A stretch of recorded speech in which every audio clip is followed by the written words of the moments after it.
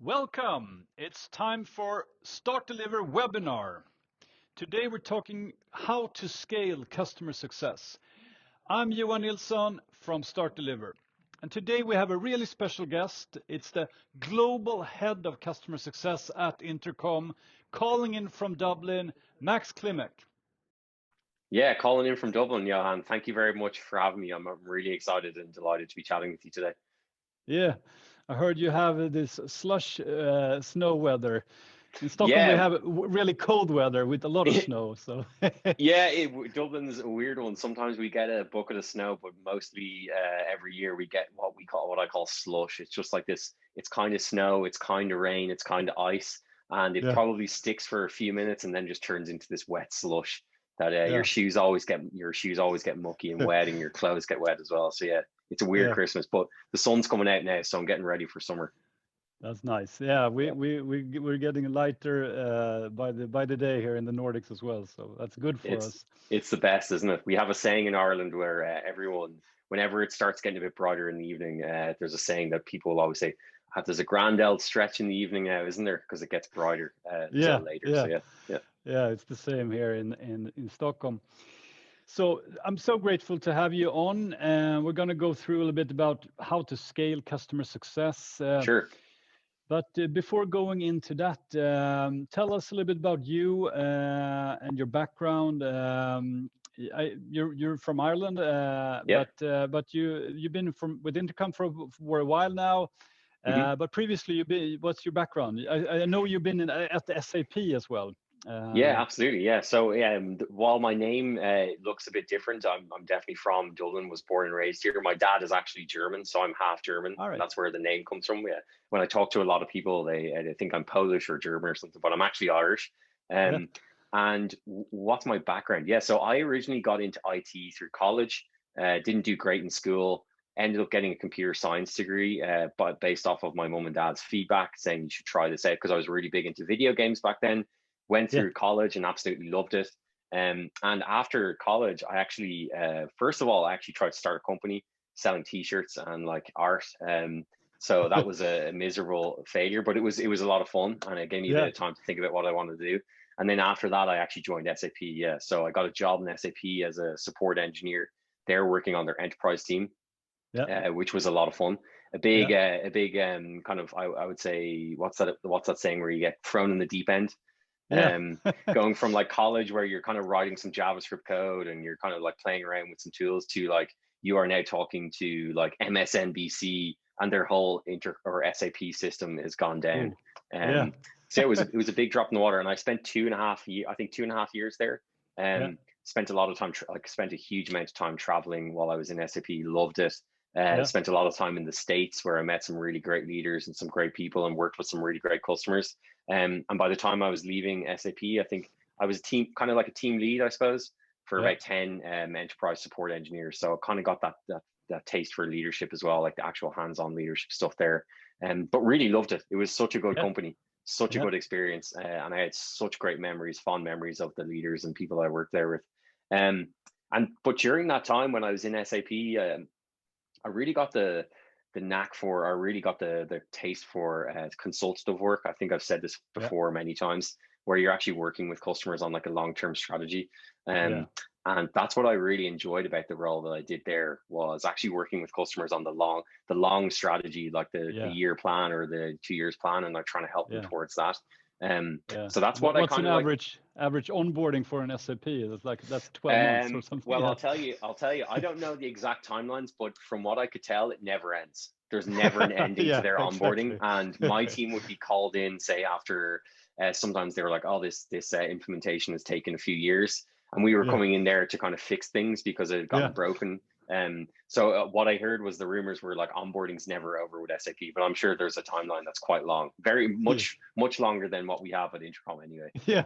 Yeah, yeah. It's like 12 months or 12 hours or something difference. Yeah, exactly. Yeah, Yeah. complete difference. So yeah, Yeah. that's where I came from with SAP. No, I guess SAP, there are different steps in the journey. Yeah, SAP has been around for a long time, huge company. Intercom 4 years ago, or when you joined the high growth company, still is. Yeah. So different paths, Different but paths. yeah, great brands and great products, of course. But speaking of Intercom, going into that, and you've been on a growth path for several years. Yep. And from a customer success perspective, when you grow, what happens? What are the pain points in customer success? And what do you have to do? How do you cater for this growth from a customer success point of view? It's a good question, and it's something that I never really thought about until it all started happening. So I suppose it was like, oh shit, this is like stuff's going wrong here. Everything was so easy when there was two of us. You just like worked with customers, you had a bit of fun, and you would like take as much calls as possible. But then when we started adding more people, there was like, oh, this thing isn't working. Like this thing's broken, or this is not working correctly. Or you'd have your first customer coming back who was like pretty pissed off about something. So I think that like the main things that like didn't really scale when we started adding more people, was the first one was onboarding of new hires. We went through the first batch of like really big hiring. I think we added like 6 people onto the team in one go, and we didn't really have onboarding for them. There was no team on. We didn't like the sales team have their own like enablement team who do onboarding for them, but we were kind of left to our own devices to do our onboarding. So we created this like pretty basic work ramp. And the first batch that we had through, they were all like, that was terrible. Like your onboarding was terrible. Like, I don't really know what I'm doing here. And we were like, oh shit. Okay. So that was like the first thing with like people was like, you need to make sure like your onboarding for these new hires is at least reasonably good. And we can talk through some tactics that we use to help improve that all the time. The second part was like processes. So while like we had when I was a CSM and there was just I think 2 or 3 of us, I worked in new business and existing customers. So if there was a new business deal coming along and they wanted to put it into a trial or a POC, like a paid POC, I would work those as well, and I'd put like a shit ton of effort into them, and I would invest a lot of time in the existing accounts. So I'd try and do everything, trying to help everyone. But again, as you have a bigger team, roles and responsibilities become a pretty important thing. So it's like you get to an area where if there's 5 of you doing it with another team and they've got like maybe 10 people, who owns what? You know, whereas when it was just me, I knew all the salespeople by name. I'd go drinking with them at the weekends. I'd see them at lunch and stuff like that. And I knew how to flex with each one of those salespeople. But when you added 5 people onto the team, they all were flexing in different ways. And we had to create clarity in roles and responsibilities. So that was like a big thing.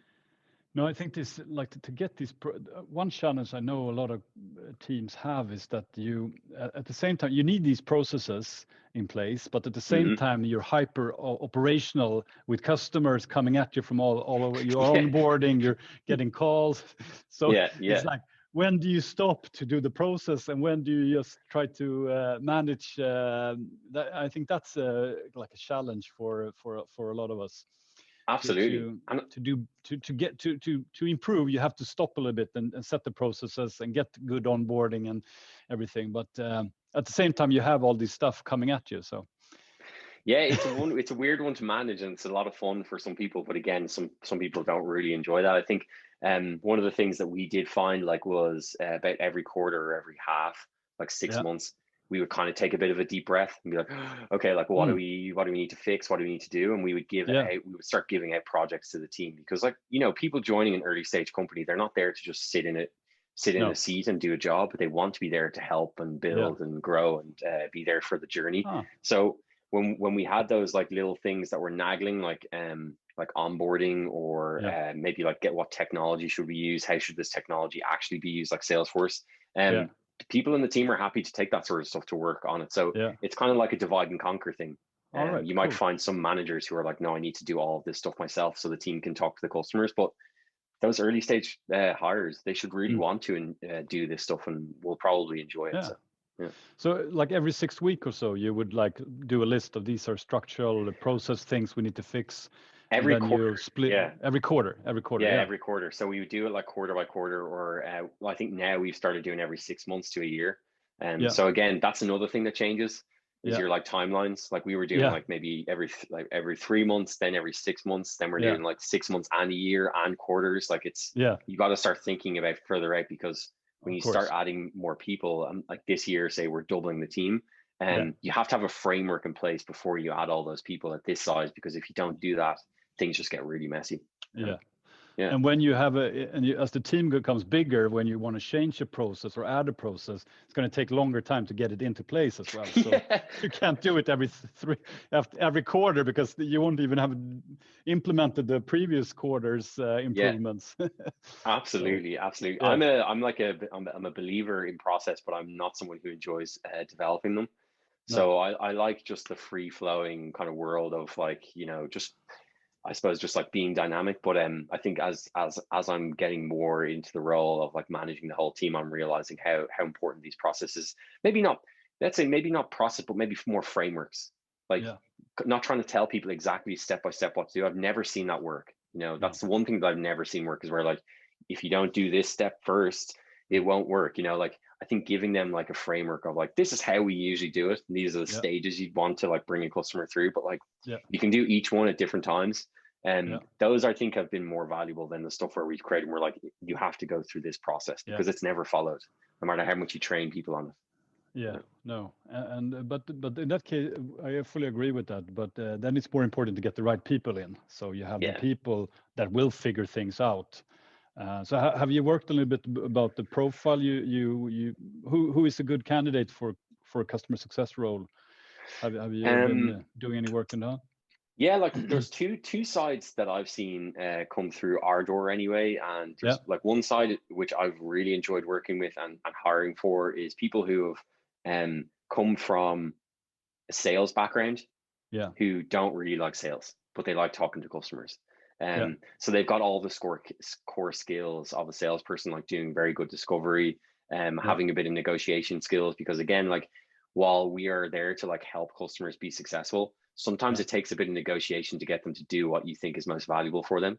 And sometimes it takes a lot of discovery to figure out what you should actually do. So that's one of the roles that we've hired for, and I think has been super valuable. And then the other side is like the people who are pretty technical, people who came from like customer support, or they were customer support engineers who are very like process driven, and bringing them into a world where like the sales world, I suppose, where it's just it's a bit of chaos. It's a bit crazy. People are a bit more rough around the edges.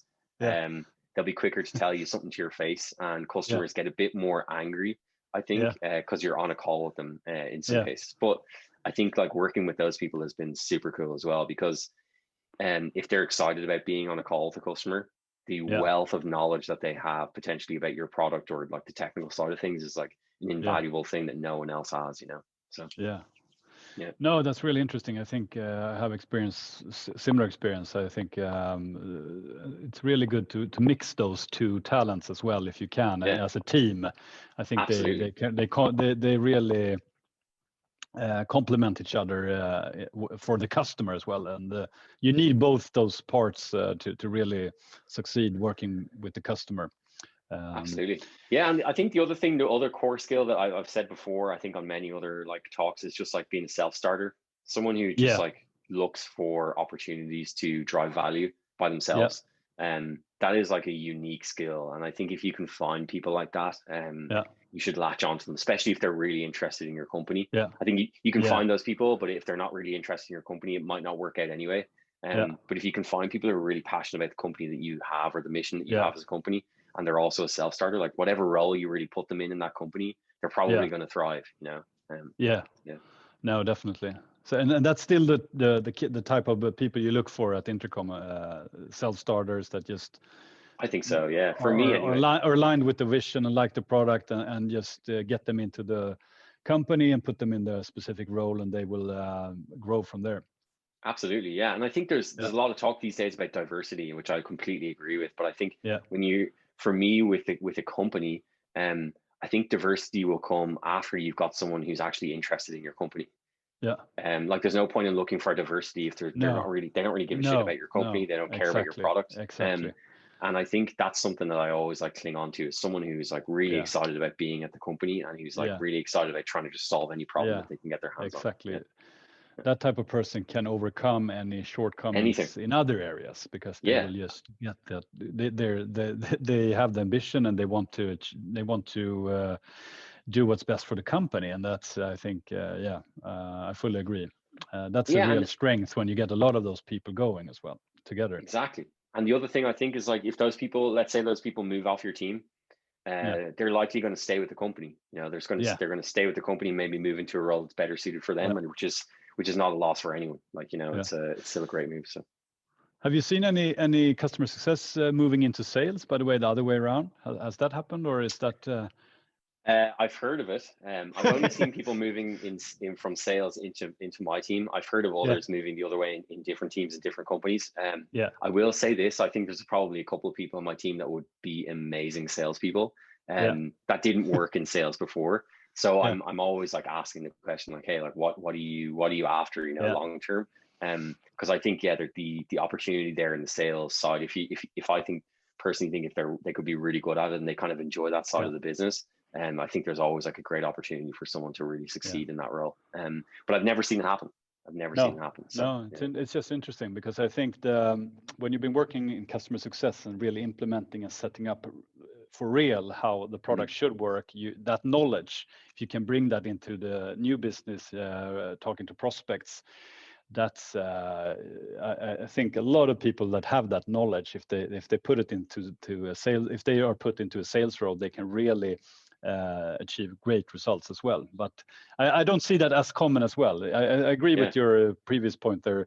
People being in sales, but maybe not liking the cold calling part or the like that outreach, but still talking to customers, they fit quite well in customer success.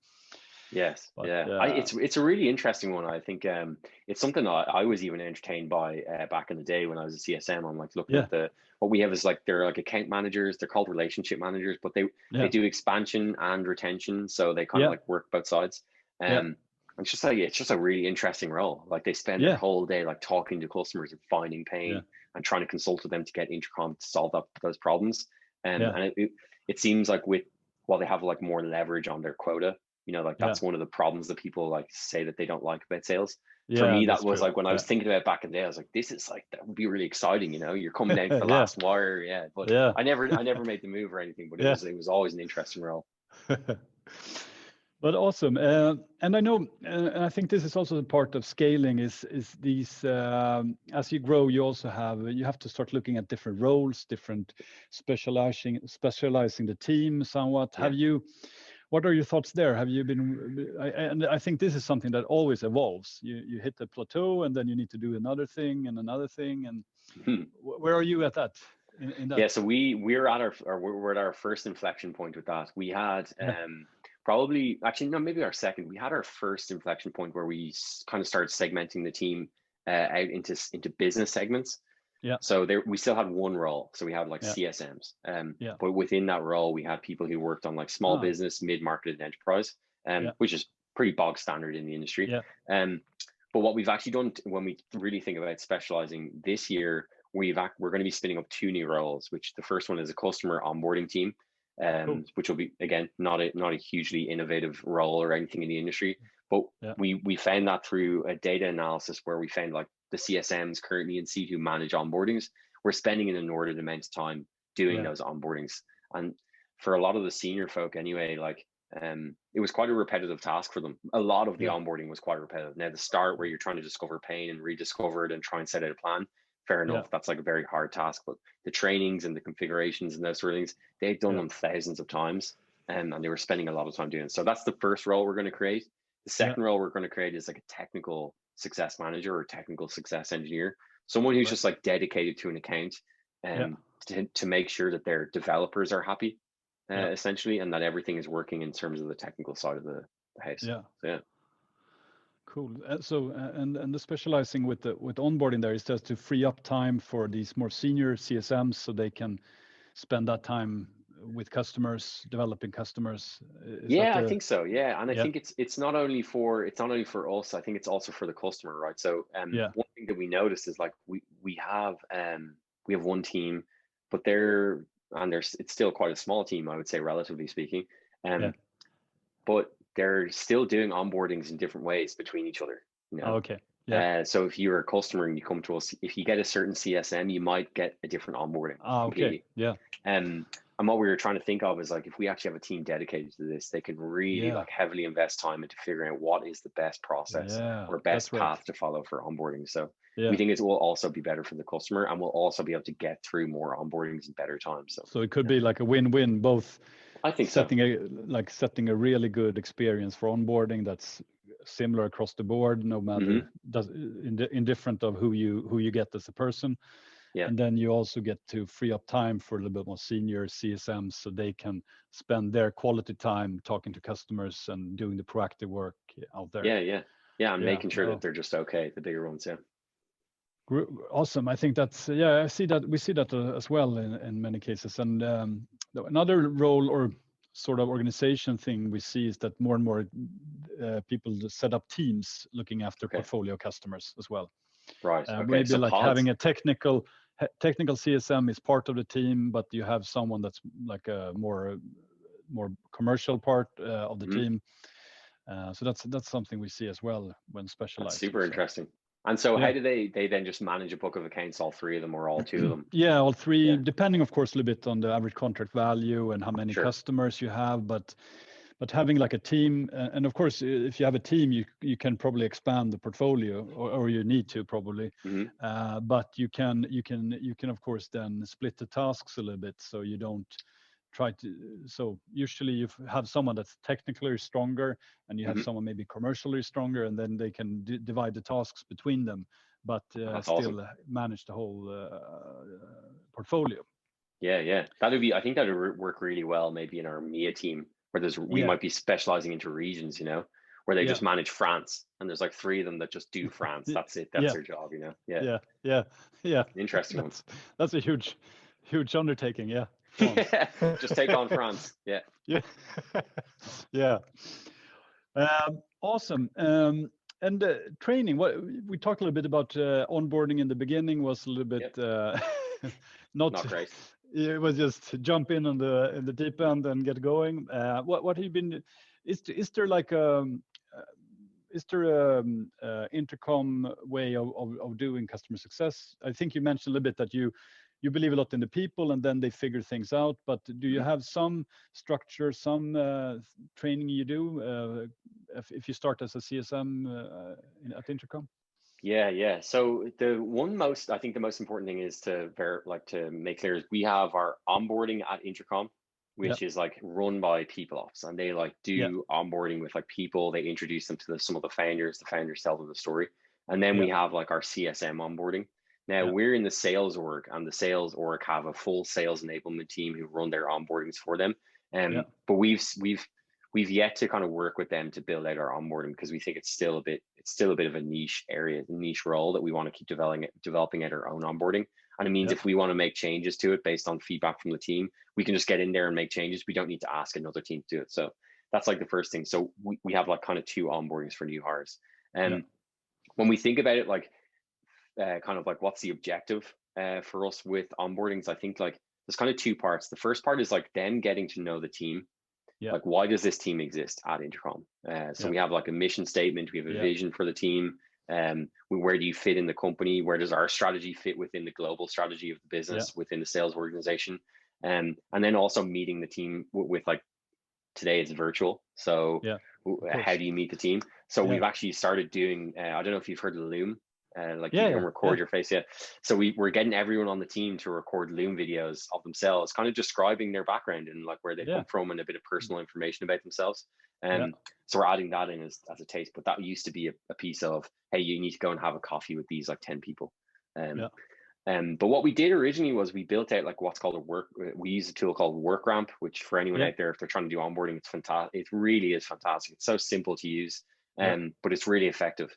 And we built that out for onboarding, where it was kind of self-serve. But the real objective of that, the technical side of that, was to get someone hands-on experience with Intercom from a customer's perspective. Because a lot of people can look at the website and during an interview say, oh, well, like these are all the things that Intercom does, and they can like, tell you a lot about what the company does. But really what we wanted people to do was be in the shoes of the customer and actually set up Intercom. So one of the main tasks throughout the onboarding that we have for our team is that they have to set up Intercom as if they were a business owner. So it'd be like you guys setting up business at Start Deliver. They would Yeah, pretend to be Start Deliver and be like, okay, I've got a support team, I've got yeah, a marketing team, I've got a product team, and a sales team. You're going to yeah, have to set up Intercom for all of those teams. And yeah, at the end of your onboarding, which is I think 3 weeks, they will yeah. present to us Oh, their like cool. implementation of Intercom and why they did everything. Yeah, Um, and for us, it's been a really good way for people to get a better yeah, understanding of how the product works. You know, so yeah. No, I love that. I think it's so practical, and it's mm, really, yeah, putting yourself in the shoes of the customer and all the questions you will get and all the challenges.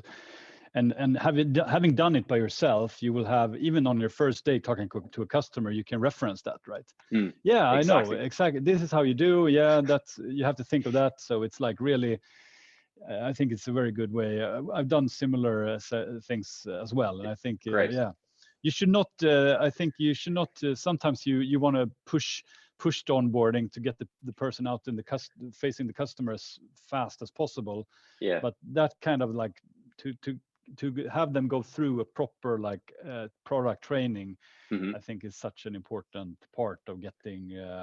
Otherwise, you shoot yourself in the foot a little bit, because you Yeah, send them absolutely. out and they can't answer questions, and Yeah. the customer will get a bad experience, and they will Hmm. probably lose a little bit confidence in themselves. And so, yeah, I think that's a great one. Yeah. It's worked really well. And I think the other thing that we do tie on, which is more of like the soft skills that we have at Intercom and the sales team, is we have a framework that we use called Command of the Message. It's from a Mm, consulting group called Force Management to help you, your sales team, your CSM team, your sales engineers, bring all of yeah, these people together and develop a framework of how to speak to customers, how yeah, to have like a proper conversation about value and the value mm, like your product offers. And yeah, even while we were going through that framework with that consulting group, I was like, this is perfect for CSMs yeah, because like it's all about discovery and it's all about yeah, finding pain and associating that pain or tying that pain to the value that Intercom or another mm, tool can actually deliver for that pain. yeah, And it kind of goes down to the path of like doing sales the right way or yeah, doing, again, customer success the right way. You need to yeah, find that pain and you need to consult with them and provide something of value versus just trying to ram something down their throat, yeah, you know, like you yeah, should turn on this inbox seat because it's like yeah. great. And they're like, I don't have a team. I don't have a So, support team, you know? so that framework is also part of your onboarding. So you have the product, where you basically set up Intercom, and then you Yeah. have this, how you communicate, how you it's a sales material, but it works in the as well for customer Yeah, I actually success. Yeah, have it here. It's actually on my seat. I was referring to it earlier on. So we have yeah. like a value framework and they have all these little notes and they Oh, do them in batches for nice. onboarding with the sales enablement team. Yeah, And they just run them through that whole framework and give them like scenarios to run through. But it's more of like the soft side of being an Intercom and the sales team or the customer success team. yeah. Awesome, awesome. Also, another part, I think, with scaling and with building customer success, you also look at how can we automate, what can we automate, and where should we spend our quality time as a highly educated customer success manager. Hmm. So, like, where do you see like technology? How can technology accelerate and do more for customer success? Of course, Intercom. I think a lot of us listening here we were using Intercom as part of that. So, Hmm. but the Intercom, the product, of course. Yeah, yeah. But what are you guys thinking there, and what are you doing? Yeah, so we use quite a few tech tools. I would say though we don't have like a dedicated customer success platform, which is what we're kind of like thinking about now that we're growing the team. Yeah, Um, but what we do have at the core is like most companies, Salesforce. We have yeah, that as like our CRM, which a lot of things are built off of, on top of. yeah, For like coaching and mentoring and kind of like running through feedback, we've got a tool called Gong, which yeah, is like a call recording tool. It's amazing, but it also does a yeah, lot of other funky stuff. Then we've got WorkRamp for onboarding. yeah, And I think like after that, you've got like your very basic set of tools. Like you've got yeah, your Google Docs and these other tools like Dropbox yeah. Paper. And a tool that we adopted for onboardings, for like Mm, walking customers through onboardings in a collaborative way, is a tool called Quip. yeah. The best Okay. way I can describe it is like a Google Docs that hooks into your Salesforce very deeply, All right. that you can share with customers. So you can have like an onboarding plan in there. They can Ah, like okay. tick off tasks and that will update in Salesforce and stuff like All that. right. Yeah. Okay. Cool. Yeah. And then we have Intercom. Yeah. Of So course. obviously Intercom. Now, like I will say, it really depends on the team that you have. Like if Yeah. you're working in a white glove way with like your most enterprise accounts, a lot of the times those people, the stakeholders that you're talking to, won't be in Intercom, No. and they don't want to chat with you. They want to get on the phone. So we do use it at different segments. So Of course. at the small business segment where we're trying to do like a bit of a scaled motion, we use Intercom heavily. We have one of our CSMs who develops his own content, develops newsletters, develops messages that he's going to send, strategies that he'll use over the course of the year, and he'll use Intercom to send like messages proactively to his group of accounts. Yeah.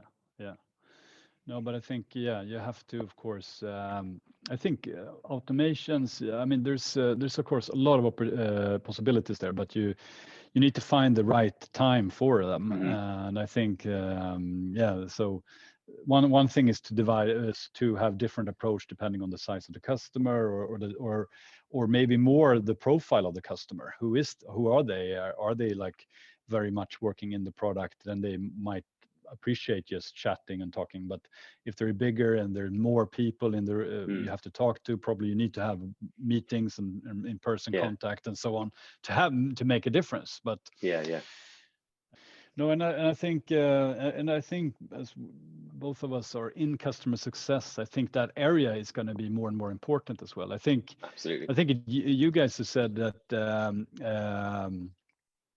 retention is the new conversion. And I think that's really something. I think that's what's happening now with there's more and more tools to use. There's easier and easier to try things out, but to really keep a customer and make them stay for a long time, that's going to be the main challenge for most companies going forward. And everybody's moving to subscription businesses, and a subscription business is only good as long as you have the customer is staying. So I think, and that's of course from our perspective, where we with Start Deliver, we want to help out in that area. Do you have any other thoughts about where customer success is going, and now with maybe less in-person meetings and so on? It's a really weird one to think about without in-person meeting, because that used to be kind of my bread and butter. I used to love going on customer on sites and like kind of dealing with I think with the enterprise customers, I was really engaged with like the longer term stuff. You know, I didn't really like the transactional stuff. But I think with this more, I suppose, like technology world, remote world, like I'm seeing more of a trend of like a blend of that now, where people are like, I just need one session, or can you just send me some stuff, because they don't really want to get on a call. And they're more happy with like a longer email. And now I'm not in it day to day, so I don't like that. I could be completely wrong, but I'm seeing a bit more of a blend now, where the more enterprise companies that like they wouldn't have even joined with their video on a Google Meets back in the day, because Google Meets wasn't even allowed in their like their internal internet. Exactly. And you're seeing a lot of those people for the first time on a video call. And you're like, oh, I've never seen you like your face on video. And they're at home and they're kind of in their kitchen, and you're like, well, this is kind of, we're building more of a relationship here almost, while we're not sitting in the same room per se, or we're not sitting in the same, we're actually, it's somewhat, you're getting a bit more personal with the customers, and I think that's a trend that's really, I think it's probably going to have a big effect on things like retention. You really are going to have to start investing in that relationship with your customers, because it's even harder to get them to work with you now because of it being remote. Whereas like back in the day, like let's say a deal wasn't closing or they didn't want to renew, you could just book a flight and you go and see them, bring them for dinner, like bring them for lunch, that sort of thing. Can't do that anymore. So you're that like ability to just go and see them has been taken away. And what do you lean on after that is like you have to lean on your relationship that you have with them. And I think that's probably one of the things with Intercom as well, is like the conversational relationship platform. And I think you're right. I think even our founder Des talks about it all the time, is like retention is the new conversion. There's no longer the days where you can just have a flashy website, and when they get to the back end, it's like, this is crap and the customer experience is terrible. That is really like the bread and butter that most businesses should have. A customer is also always a customer that's at the same point with you as they were when they signed or when they became a customer. I think that's actually a customer going backwards, because you need to have the customer going forward in order to make progress and make them, because otherwise I think you will probably lose them, or they will look at something else. So you need to always have the next step for them, and in data you can see what they've been using, or what and you should know that type of customer, what they want to achieve, then the next step should be something like this. And if you get them going every time and always taking a new step with you, I think that's like the kind of those are usually the most happy customers. Yeah, I think so too. I think so too. And then I think it's really interesting as well what you say about like people who never were in a meeting, a web meeting, they are now with COVID. So that's going to make it, that's a leap, like a quantum leap there for a lot of people and companies. And I think we're not going back, but we need to find more ways of interacting and building a relationship over web meetings, calls, and collaborating, I think as well, like being more accessible in a way digitally, but and then you need data so you really know where this customer is and going, and then you can work closer with them virtually as well. Absolutely. I think one of the interesting things that I found, especially with like technology, is just like sharing of ideas. Yeah. Again, like maybe you were in a room with someone, you had like a whiteboard and you could just like shoot out ideas and they could shut them down and you could talk about more ideas. That's one thing I personally, I haven't seen. I mean, I'm 100% sure on Product Hunt somewhere someone's made an amazing product. So maybe if anyone knows about one, they can tell me. But I think just like that interactive, like coming up with ideas with customers, that's a part to me that I think is missing at the moment. There's no like free flowing conversations about like random off the cuff stuff, because you're always like constrained to like an hour or 30-minute block. Exactly. And it's probably like the 5th or 6th time you're looking at the screen during the day, you know? So. Yeah. No, I agree. Those customer meetings where you're drawing on the whiteboard and everybody's engaged, those are the best meetings, because you're being creative and you get engaged when you do something together. And it's the whiteboard is nice because it's like a blank sheet, so you can just put the idea up there. So I think that's what we should aim for, to have those kind of virtual meetings. I think that's somehow I'm sure someone's done it. I'm sure someone's screaming here just like, you're such an idiot. That's been out there for years and I built it or something like that. Sorry. Exactly.